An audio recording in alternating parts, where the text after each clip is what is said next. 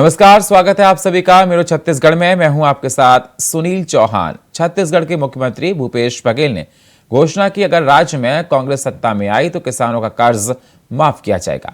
उन्होंने क्या कुछ कहा, ये आपको सुनाते हैं। माध्यम से मैं घोषणा कर रहा था कि जैसे पिछले समय किसान बन के ऋण माफी कर रहे हैं, हमारे फिर से सरकार बनाओ, किसान बन के ऋण माफी हुई।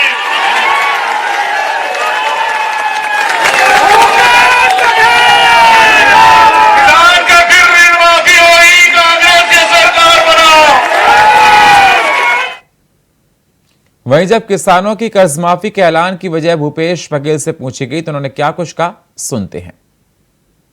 हमारा मजबूत होगा, हमारा अर्थव्यवस्था उतना मजबूत होगा।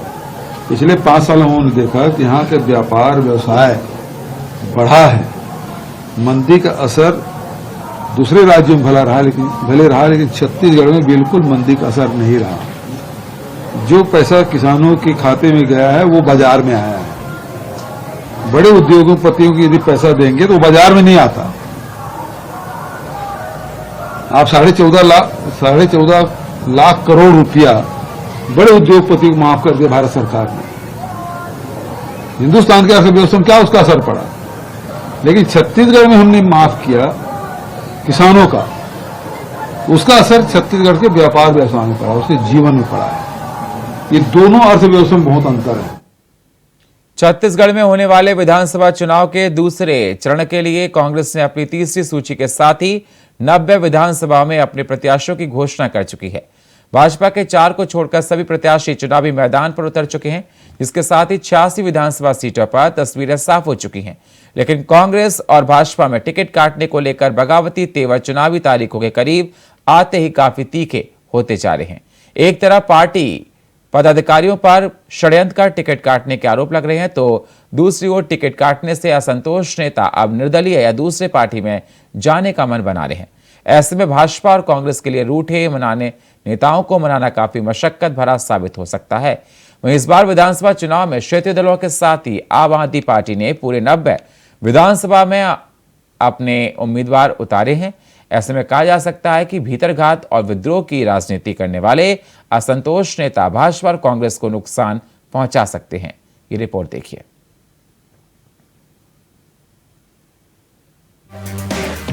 छत्तीसगढ़ में विधानसभा चुनाव में टिकटों को लेकर दंगल रुकने का नाम नहीं ले रहा है। कांग्रेस ने अपनी 90 सीटों पर सारे पत्ते खोल दिए हैं, उम्मीदवारों को मैदान में उतार दिया है, लेकिन बीजेपी ने अभी 4 प्रत्याशियों के नाम का ऐलान नहीं किया है।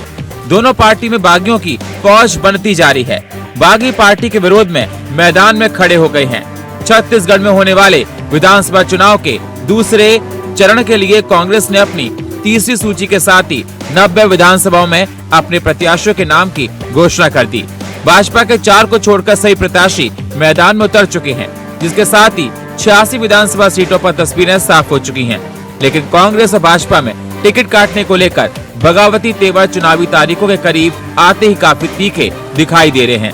एक तरफ पार्टी पदाधिकारियों पर षड्यंत्र कर टिकट काटने का आरोप लगा रही है, तो दूसरी तरफ टिकट काटने से असंतोष नेता अब निर्दलीय दूसरे पार्टी में जाने का मन बना रहे हैं। ऐसे में भाजपा और कांग्रेस के लिए रूठे नेताओं को मनाना काफी मशक्कत भरा साबित हो रहा है। वहीं इस पर विधानसभा चुनाव में क्षेत्रीय दलों के साथ ही आप पार्टी ने भी पूरे 90 विधानसभा में अपने प्रत्याशी उतारकर चुनावी मैदान में खड़ा किया है। ऐसे में कहा जा सकता है कि भीतरघात और विद्रोही की राजनीति करने वाले असंतोष नेता भाजपा और कांग्रेस को नुकसान पहुंचा सकते हैं, जिसका फायदा तीसरे दल को मिल सकता है। कांग्रेस से जुड़ने की जिनकी भावना है तो उनको कांग्रेस हाईकमांड का निर्णय स्वीकार करना चाहिए और कांग्रेस परिवार के दायरे में बने रहना चाहिए। चर्चाएं कई प्रकार की होती हैं, अपवाद भले हों, लेकिन इस बार की प्रक्रिया में मैंने देखा कि जो निर्णय हुए हैं ये व्यक्तिगत किसी की राय से बहुत कम और अमूमन सर्वे कराए गए हैं, सघन सर्वे कराए गए हैं, अनेकों एजेंसियों के माध्यम से सर्वे कराए गए हैं और उस सर्वे में जो बातें सामने आई है उसके आधार पर निर्णय हुए हैं। हम रोज अखबारों में पढ़ रहे हैं, टीवी में देख रहे हैं कि कांग्रेस में भयंकर असंतोष जो है वो पनप रहा है। कई कांग्रेस के लोग जो हैं वो अपने नेताओं के सामने जाकर के दुखड़ा रो रहे हैं, धमकी दे रहे हैं कई जो हैं जैसे कि मनेंद्रगढ़ के जो विधायक हैं उनका वीडियो आया है कि वो पार्टी से अलग होकर के लड़ सकते हैं। इस प्रकार की कई परिस्थितियां जो है उसका सामना अभी कांग्रेस को करना है और ऐसा लग रहा है कि कांग्रेस में भारी तोड़ फोड़ जो है वो मचने वाली है। कांग्रेस पार्टी में भारतीय जनता पार्टी के समान बगावत की स्थिति नहीं है। एक आध दो जगह लोगों में हल्की फुल्की एक मलाल है कि उनका टिकट कटा है, लेकिन पार्टी कभी किसी का टिकट नहीं काटती, भूमिका बदलती है। आज कल जो विधायक की भूमिका में थे, भविष्य में किसी और भूमिका में रहेंगे। कल जो कार्यकर्ता की भूमिका में थे, आज विधायक की भूमिका में हैं। विधायक बनने के बाद इसमें से कुछ लोग मंत्री की भूमिका में रहेंगे, कुछ संगठन में आएंगे। तो समय का इंतजार करना चाहिए। पार्टी सभी के कार्यों का मूल्यांकन करती है। बागियों की बगावत जोरों पर है। बीजेपी कांग्रेस में बागी क्या पार्टियों का खेल बिगाड़ पाएंगे, ये तो देखने वाली बात होगी। लेकिन जिन नेताओं की टिकट पार्टी ने काटी है, उनकी ओर से जो बगावती तेवर देखने को मिल रहे, अब उस नुकसान से पार्टी कैसे उबर पाएगी और इसका फायदा किसे हो सकता है, ये देखने वाली बात होगी। Bureau report, India voice, Raipur.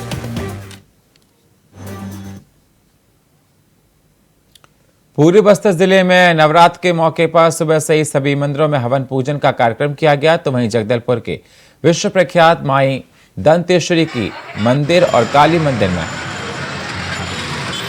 कार्यक्रम किया गया। दंतेश्वरी मंदिर में सुबह से हजारों की तादाद में माता रानी के दर्शन और अष्टमी हवन में पूर्ण आहुति देने हेतु श्रद्धालुओं की भीड़ पहुंची थी और सभी श्रद्धालु माता रानी की दर्शन करने के बाद महाभंडारे और प्रसाद ग्रहण कर अपने घर की ओर प्रस्थान किया है। तो आज नवरात्र का 9वां दिन और देखा जा रहा है कि मंदिरों में भीड़ दर्शन करने के लिए दूर दूर से भक्त आ रहे हैं।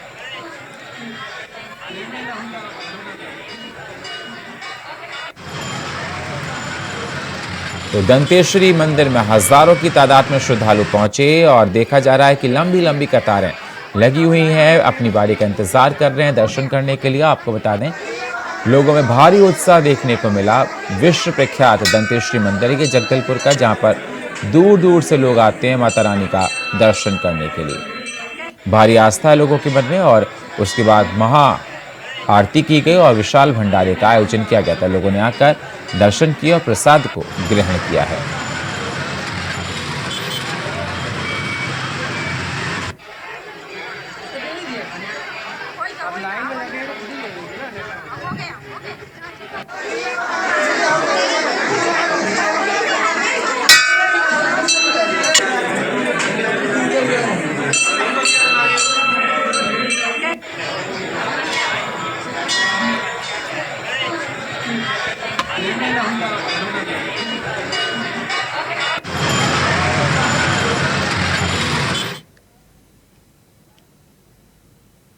वक्त एक छोटे से ब्रेक का, मिलते हैं एक छोटे से ब्रेक के बाद।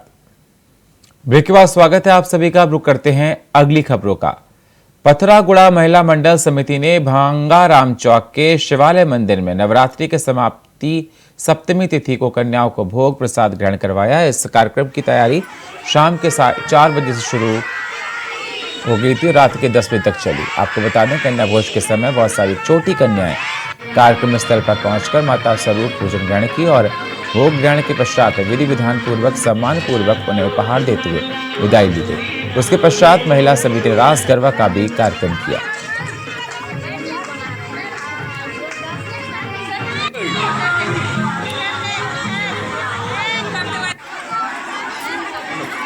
तो पथरागुड़ा महिला मंडल समिति ने किया कार्यक्रम, उपहार देकर कन्याओं की कराई गई विदाई।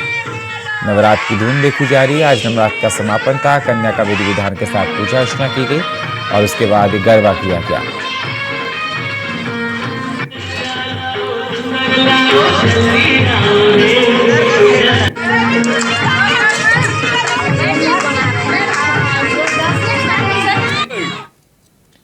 जगदलपुर के महेश्वरी समाज ने हर साल की तरह इस वर्ष भी माता रानी का स्थापना की गई। इस कार्यक्रम के तहत 56 भोग का कार्यक्रम अर्पण कर माता रानी को भोग लगाया गया। पुष्प से बहुत ही सुंदर ढंग से रंगोली सजाई गई। इस कार्यक्रम में समाज के प्रमुख जनों के साथ ही समाज के सभी लोग इस कार्यक्रम में उपस्थित थे और इस कार्यक्रम में महाराज ने प्रवचन भी दिया। तो वहीं सप्तमी के दिवस में माता और बहनों की तरफ से माता रानी दुर्गा भवानी के 9 रूपों का मंचन भी किया गया। तो जगदलपुर में महर्षि समाज ने माता रानी की स्थापना की। हर साल की तरह इस साल भी स्थापना की गई माता रानी की, कराया गया 56 भोग। तो नवरात्र की धूम देखी जा रही है चारों तरफ और महर्षि समाज ने पिछले 36 सालों से कार्यक्रम करते आ रहे हैं।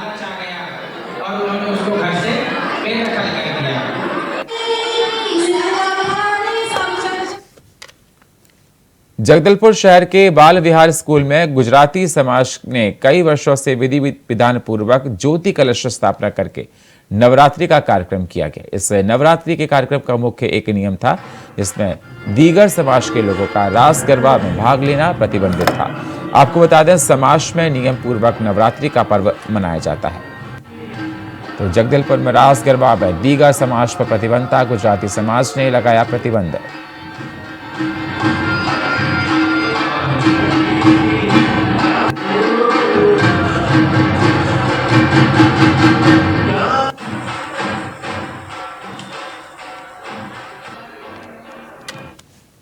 कांग्रेस पार्टी ने छत्तीसगढ़ विधानसभा चुनाव के लिए अपने प्रत्याशियों की तीसरी लिस्ट जारी करके लगातार सुर्खियों बनी है।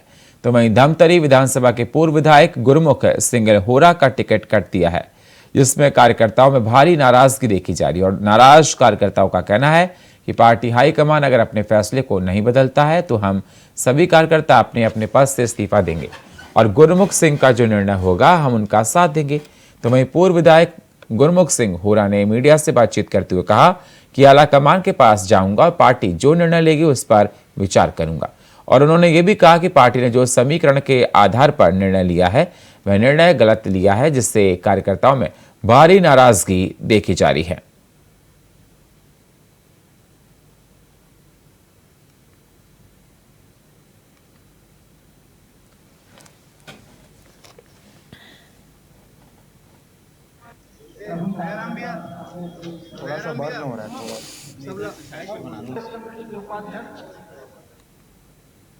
मनेन्द्रगढ़ के हाई स्कूल मैदान में विजयदशमी महोत्सव की तैयारियां जोरों पर हैं। आपको बता दें, डोल में आए कलाकार रावण और मेघनाथ के पुतलों को अंतिम रूप दे रहे हैं।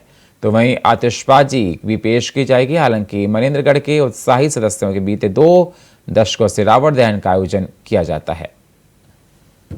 तो विजयदशमी महोत्सव की तैयारियां जोरों से चल रही हैं। शहडोल के कलाकार ने पुतलों को अंतिम रूप दे दिया है।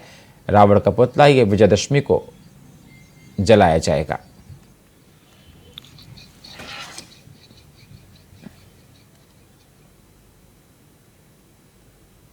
धमतरी जिले के कुरुद और सिहावा विधानसभा के भाजपा के दोनों प्रत्याशियों ने जिला निर्वाचन कार्यालय पहुंचकर अपना नामांकन पत्र दाखिल कर दिया।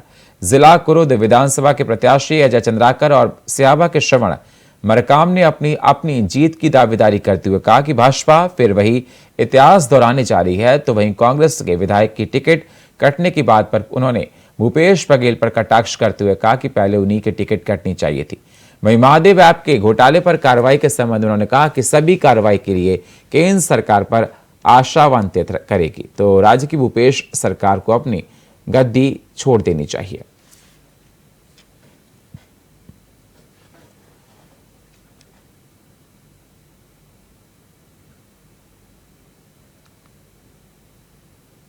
कांग्रेस पार्टी ने छत्तीसगढ़ विधानसभा चुनाव के लिए अपने प्रत्याशियों की तीसरी लिस्ट जारी कर दी, जिसके तहत धमतरी विधानसभा क्षेत्र संख्या 58 से कृषि उपज मंत्री अध्यक्ष ओमकार साहू को कांग्रेस ने अपना प्रत्याशी घोषित कर धमतरी की जनता को चौंका दिया। तो वहीं सिहावा विधानसभा क्षेत्र संख्या 56 से पूर्व विधायक अंबिका मरकाम को कांग्रेस पार्टी ने अपना प्रत्याशी घोषित कर दिया। आपको बता दें, लगातार धमतरी में कई बड़े चेहरों के नाम सुर्खियों बने हुए थे, लेकिन पार्टी ने सभी को दरकिनार करते हुए प्रत्याशी ओमकार साहू पर भरोसा जताया है। वहीं प्रत्याशी बनाए जाने पर उनके निवास में बधाई देने वाले लोगों का तांता लग गया है।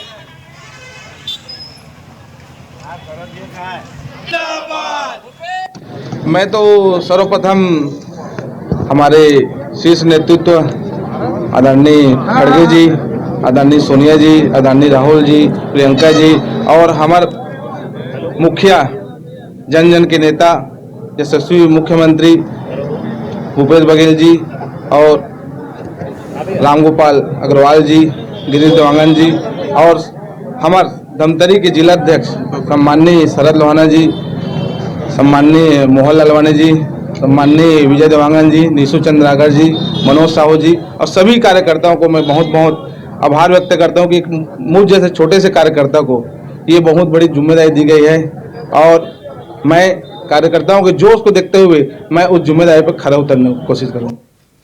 कांग्रेसी नेता टीवी रवि ने जतिन जायसवाल को अपना समर्थन दे दिया है। अब वे विधानसभा चुनाव नहीं लड़ेंगे। दरअसल रवि ने चुनाव लड़ने के लिए नामांकन पत्र दाखिल कर दिया था, लेकिन अब 23 अक्टूबर को जतिन जायसवाल के समर्थन में अपना नाम वापस लेंगे। आपको बता दें, बड़ी संख्या में टीवी रवि के आवास पर उनके समर्थक पहुंचे, जहां पहले तो समर्थक इस बात से अड़ रहे कि उन्हें चुनाव लड़ना चाहिए, लेकिन समर्थकों ने अंत में यह फैसला लिया कि उन्हें चुनाव में कांग्रेस को अपना समर्थन देना चाहिए, क्योंकि लंबे समय से रवि कांग्रेस पार्टी से जुड़े रहे हैं और ऐसे में अगर कांग्रेस की सरकार आती है तो निश्चित ही टीवी रवि के मार्गदर्शन में इलाके का विकास होगा।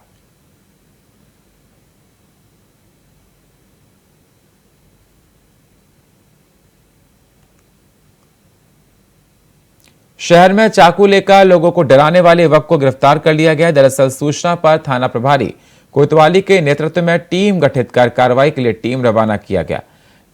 आपको जिस पर पुलिस टीम ने प्राप्त सूचना के आधार पर संदिग्ध व्यक्ति को धर दबोचा है। बताया जा रहा है कि वह अपने पास लोहे का चाकू लेकर आने वाले लोगों को डरा धमका रहा था, जिसे घेराबंदी कर पकड़ा गया, जिसने कब्जे से एक धारदार चाकू बरामद कर जब्त कर लिया गया है।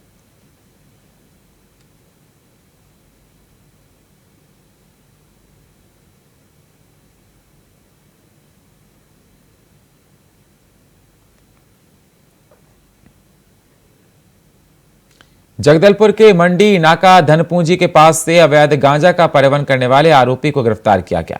पुलिस को मुखबिर के जरिए सूचना मिली थी, जिसके बाद टीम गठित कर मंडी नाका के पास से घेराबंदी की और दोनों आरोपियों को पकड़ा गया, जिसके हवाले से कुल 17.170 किलोग्राम अवैध गांजा बरामद किया गया है। तो जगदलपुर में अवैध गांजा का परिवहन का मामला सामने आया। मुखबिर के जरिए मिली थी सूचना और घेराबंदी के 2 आरोपियों को पकड़ा गया है। लगभग 18 किलोग्राम अवैध गांजा बरामद किया गया है। तो प्रशासन को बड़ी सफलता मिली है।